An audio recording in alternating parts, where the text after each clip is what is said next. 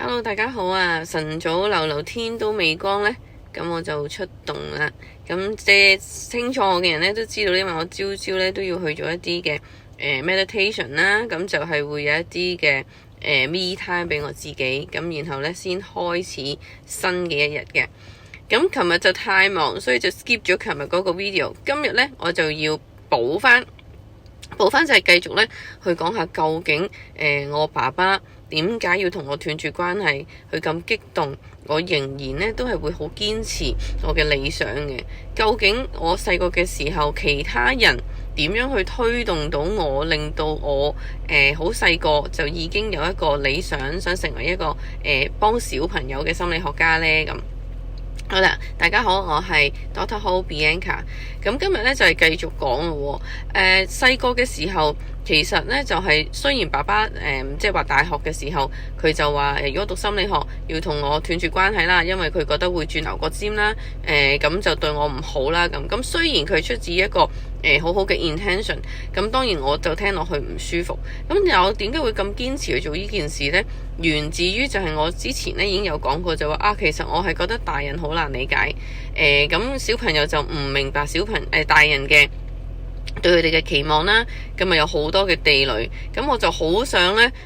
同一時間呢，就俾大人知道，其實小朋友唔係真係有心去激你啊，唔係真係有心去做一啲嘢呢去對抗嘅。其實好多時小朋友只不過係欠缺一個安全感，同埋就係佢有嗰個理解能力呢。就算佢嘅語言係好通嘅話呢，都唔代表佢係完全理解晒大人可以講啲咩。咁呢一啲咁樣嘅細節位，我就發覺呢，其實係必須有人翻譯俾大人聽啦，同一時間亦都有人係需要翻譯俾小朋友聽，究竟係咩意思？咁所以其實細個嘅時候，因為我咁對大人我都咁唔理解啦，咁而我接觸咗心理學之後，我發覺原來呢一科係可以了解人心㗎喎。咁若果我真係明白咗佢哋每一個人嗰個心意，咁我咪好 OK 咯。咁我了解晒佢哋嘅心意，我咪知道清楚晒其實佢哋係想同我做啲咩咯，咁樣。咁所以你會睇到背後呢，其實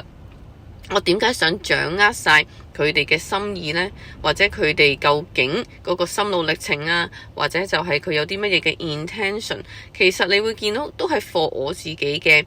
benefit。咁咩 benefit 呢？就係當然我了解咗佢哋嘅時候，我就覺得我就唔再需要踩地雷，我亦都唔需要呢，就係得罪咗任何嘅大人，又或者大人呢會覺得我唔乖。咁所以一直呢成長嘅時候，就係因為呢一個因由，我好唔想俾大人覺得我唔乖，我好唔想大人誤會我，我好想有一個咁樣嘅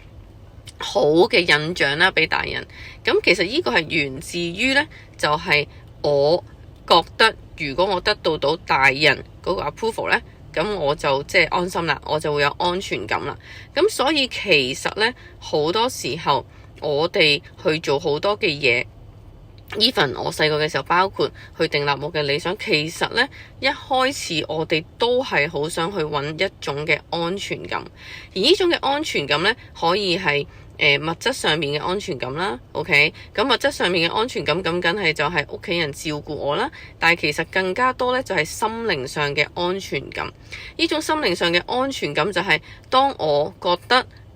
我受到大人嘅接受嘅時候，其實我就舒服啦。咁你喂 Dr. Bianca， 咁咪就好咯。咁你就細個可能冇安全感，咁係咪即係如果訂立一個理想要冇安全感先可以推動到啊？唔係，其實我今日係想表達，我哋每一個人當我去訂立個理想嘅時候呢，其實我哋都係第一步呢，會有一個求生嘅本能，向住我哋生存嘅目標啦，就係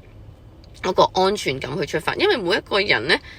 對呢一個世界嘅睇法係唔同，每一個人呢，亦都係究竟佢嘅安全感來源嚟自啲咩呢，亦都唔同嘅。咁所以如果我哋揾到對於小朋友嚟講嗰個安全感嘅來源係啲咩，有啲乜嘢佢做咗佢係會覺得更加感覺到安全嘅，安心嘅，而佢安心咗之後呢，佢就可以繼續前行嘅。咁嗰樣嘢呢，我哋就係需要去留意。咁因為嗰樣嘢就係可能係推動佢去建構佢自己理想嘅一個重要因素啦。好，咁今日呢就分享住咁多先。下次見，拜拜。